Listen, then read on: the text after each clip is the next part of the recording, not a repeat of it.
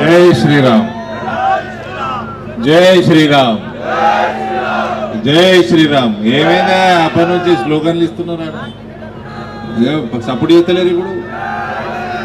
జై శ్రీరామ్, జై భవానీ, జై భవానీ, జై శివాజీ. అట్లా అందరూ అంటే జోష్ ఉంటుంది.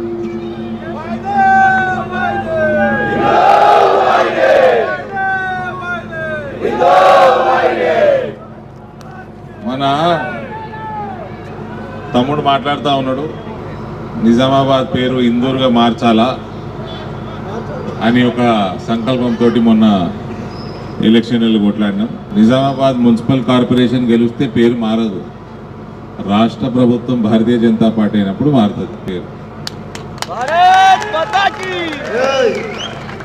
సో రాష్ట్రంలో భారతీయ జనతా పార్టీ ప్రభుత్వం ఏ రకంగా రావాలన్నది ప్రతి ఒక్కడు, ప్రతి ఇంట్లో ఒక శివాజీ తయారైతే తప్పకుండా వస్తుంది.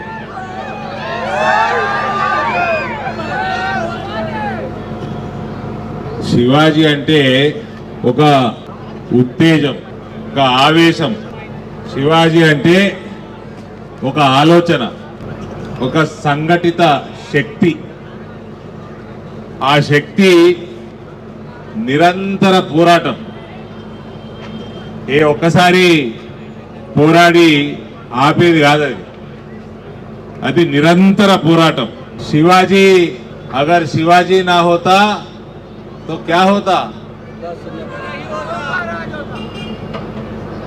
ఇప్పుడు ఆడ ఏమైనా రాసిన్నా చూడాడా, ఛత్రపతి శివాజీ మహారాజ్ అని రాసిన చూసినావా? ఫ్లెక్సీ మీద రాసి ఉంది కదా, ఎడమ నుంచి కొడుకు చదువుతున్నావు కదా. శివాజీ లేకుంటే ఇలా కొడుకు నుంచి ఎడమకు చదువుతుంది.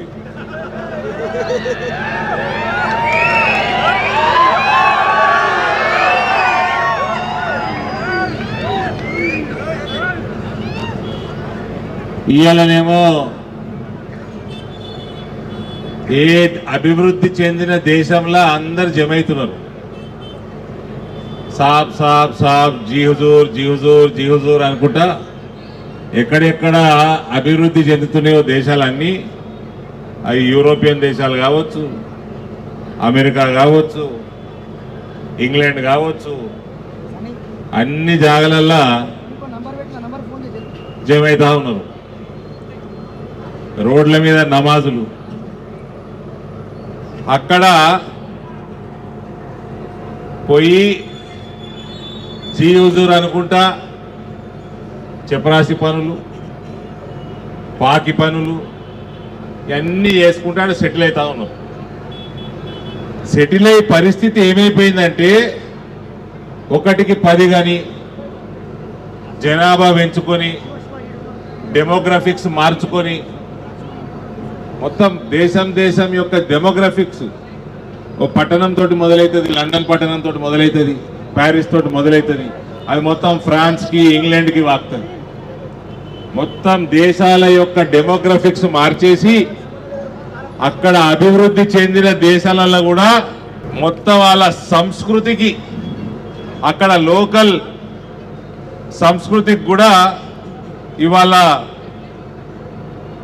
ఇబ్బందికర పరిస్థితులు ఏర్పాటు చేస్తూ ఉన్నారు.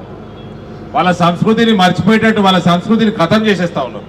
శాంతి భద్రతలు అసలు ఒకప్పుడు రైట్స్ తెలియని దేశంలో కూడా ఇలా శాంతి భద్రతలు ముప్పు కల్పిస్తూ ఉన్నారు. మీరు ఏ టీవీ పెట్టుకున్నా, ఏ ఇంటర్నేషనల్ న్యూస్ పెట్టుకున్నా ఇదే పరిస్థితి రోజు. ఇక్కడ ఆలోచించాల్సింది చాలా అవసరం ఉంది బ్రదర్. ఏ దేశంలో, అన్ని దేశాలలో, పాకిస్తాన్, బంగ్లాదేశ్ వదిలేయండి, మీకు France, Spain, America, England, European దేశాలు, అన్ని దేశాలలో కూడా ఇవాళ శాంతి భద్రతలకి ఇబ్బందికరమైన వాతావరణం, రక్షణ లేకుండా పోయింది ప్రజలకు. అక్కడ శాంతియుతంగా తిరిగే పరిస్థితి లేదు. ఎక్కడన్నా పోయి కారు పార్క్ చేసుకొని శాంతంగా ఏదన్నా షాపింగ్ చేసుకొని వద్దామన్నా కూడా ఇబ్బంది, కారు కూడా పార్క్ చేసే పరిస్థితి లేదు. ఈ రకంగా ప్రపంచ వ్యాప్తంగా ఇవాళ పరిస్థితులు మారిపోతూ ఉన్నాయి. భారతదేశంలో మనమేమో ఒకటి చాలు, 2 ముద్దు, 3 వద్దు అంటున్నాం. ఆడేమో ఒక్కడికి 4 పిల్లలు, పిల్లానికి 3 కనీసం, ఆడికి 10 మంది అంటే ఒక్కొక్కడు 10 మంది, ఆ 10 మంది 100 మంది అవుతారు. పరిస్థితి ఏంది? 15-20 సంవత్సరాల తర్వాత పరిస్థితి ఏంది అన్నది ఒకసారి ఆలోచన చేసుకోవాలి. మనం హిందువుల జనాభా తగ్గించుకోవద్దు. హిందువుల జనాభా పెంచే పరిస్థితి ఎట్లా, ఆలోచన ఎట్లా అంటే ఇద్దరిద్దరు 4 చేసుకోమంటలేదు నేను. యూనిఫామ్ సివిల్ కోడ్ ఏ రకంగా వస్తుంది, ఎప్పుడు వస్తుంది? పాపులేషన్ కంట్రోల్ నరేంద్ర మోడీ గారు ఒకసారి ఎర్రకోటపై నుంచి మాట్లాడిన దాని విషయంలో అవన్నీ భారతదేశంలో చాలా అవసరమైన పరిస్థితి ఏర్పాటు అవుతా ఉన్నది. ఇవాళ హిందువులు జనాభా తగ్గించుకోవద్దు, మనం ఐక్యంగా ఉండాలా, మన ఐక్యతే మన భద్రత. ఇవాళ మనం ఆత్మరక్షణ చేసుకోకపోతే ఆత్మహత్య చేసుకునే పరిస్థితికి మనం అందరం చేరుతా ఉన్నాం. ఈ రకంగా మన పరిస్థితి ఏముంది? అలా బంగ్లాదేశ్లో మన హిందువుల పరిస్థితి ఏముంది? పాకిస్తాన్లో హిందువుల పరిస్థితి ఏముంది? 22% ఉండి మనకు స్వాతంత్రం వచ్చినప్పుడు ఇవాళ 1% పడిపోయినాం. కన్వర్షన్ అయిపోండి, లేకపోతే మర్డర్లు, మానభంగాలు, అక్కడి నుంచి పారిపోయి మన దేశానికి వస్తే హిందువులు, ఇక్కడ వాళ్ళకి పౌరసత్వం ఇవ్వడానికి సిటిజన్షిప్ అమెండ్మెంట్ యాక్ట్ తీసుకొస్తే ఆ సిటిజన్షిప్ అమెండ్మెంట్ యాక్ట్ అడ్డుకోవడానికి ఎన్ని శక్తులు ప్రయత్నం చేసిందో మనం చూసినాం. కరోనా మహమ్మారి వచ్చి వాళ్ళు చేస్తున్న ఏవైతే ఉద్యమాలు ఉండేనో అవన్నిటికీ బ్రేక్ పడ్డది. కానీ ఏదైతే ఈ డెమోగ్రఫిక్స్ చేంజ్ అవుతా ఉన్నాయో వాళ్ళు 1కి 10, మనమేమో 1 లేదా 2. ఇది ఏదైతే పరిస్థితులు ఏర్పాటు అవుతా ఉన్నాయో ఇది కరోనా మహమ్మారి కంటే ఎక్కువ డేంజరస్గా మారుతా ఉన్నది మన దేశానికి. ప్రతి హిందువు కళ్ళు తెరవాల్సిన అవసరం ఆసన్నమైంది. అందుకే చెప్తా ఉన్నా, ప్రభుత్వాలు ఏర్పాటు చేయాలి, ప్రతి చోట ప్రభుత్వాలు ఏర్పాటు చేయాలి. భారతీయ జనతా పార్టీ ప్రభుత్వాలు, హిందూ రాష్ట్ర స్థాపన, ఇవన్నీ కూడా అతి త్వరలో మన దేశంలో అవసరం. ఇది ఎవడో ఒక్కడి కోసం కాదు, ప్రతి హిందువుగా పుట్టిన ప్రతి బిడ్డకు అవసరం ఇది.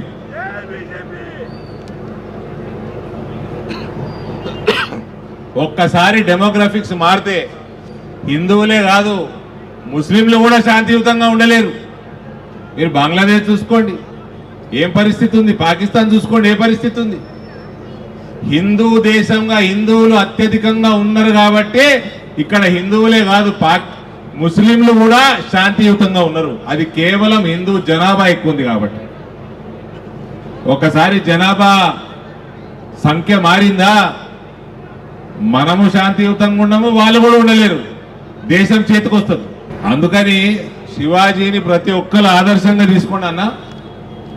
ప్రతి ఇంటికో శివాజీ గండి, హిందూ రాష్ట్ర స్థాపనకై అందరూ పాటుపడండి. మేము చేయాల్సిన పని మేము చేస్తా ఉన్నాము. ప్రతి ఇంటి నుంచి కూడా మనమందరం ఐక్యంగా ఉండి చాలా కష్టపడి ఈ దేశంలో ఈ రాష్ట్రంలో హిందూ రాష్ట్ర స్థాపన కాషాయ రాజ్యం తెచ్చుకునే వరకు మనం నిద్రపోయేది లేదు.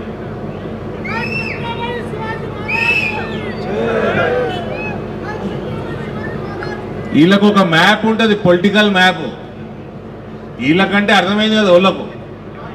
నాకేం భయం లేదు, చెప్పండి చెప్తా తురుకోలేదు.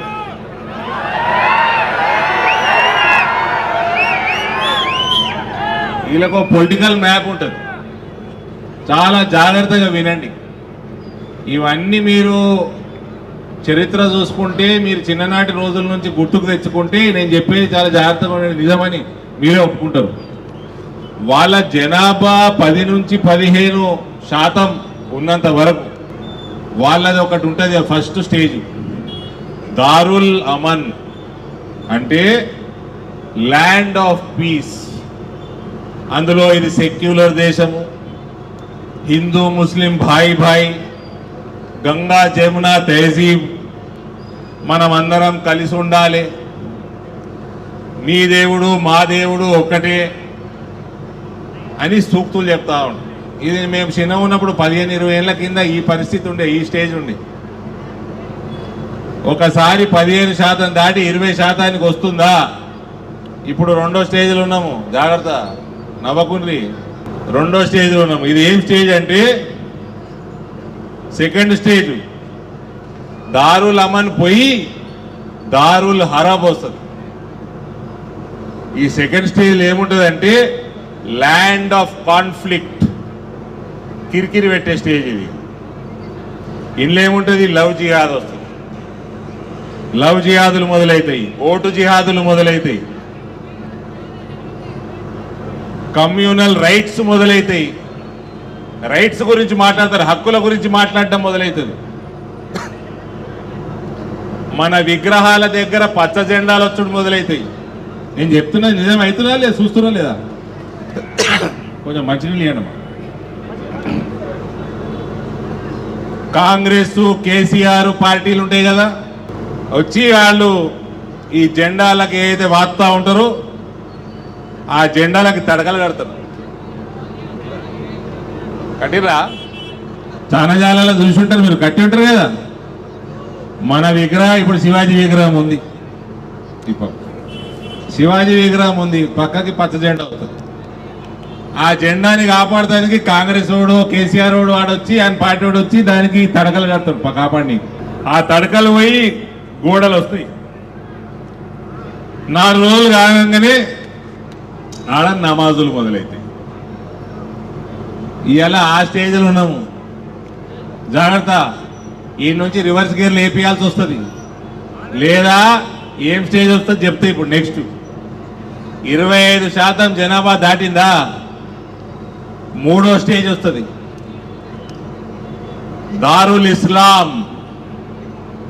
ఇక వీడికి వచ్చినాక లాస్ట్ ఫేజ్ ఇది, భయపెట్టించి కన్వర్షన్.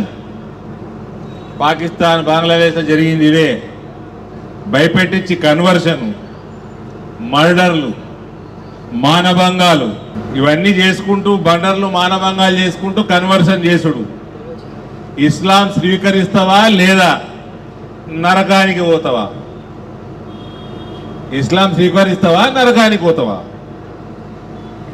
ఇస్లాం స్వీకరించకపోతే కాఫీర్లు, స్వీకరిస్తే సంతోషం, లేకపోతే కాఫీర్ అవుతావు.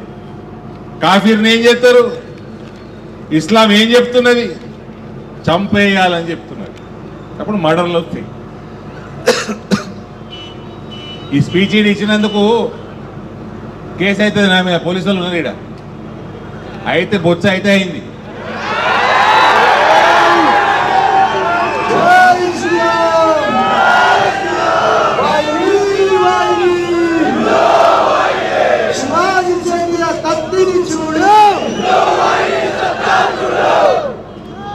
కాబట్టి కేసులకు భయపడేది కాదు, కళ్ళు తెరుచుకోండి. వాళ్ళు ఓట్లు ఎట్లు వేస్తున్నారు, వాళ్ళ ఓటు జిహాద్ ఏ రకంగా ఉన్నది చూసుకోండి. మనము కులాల వారిగా విడిపోయినామా? బటింగేతో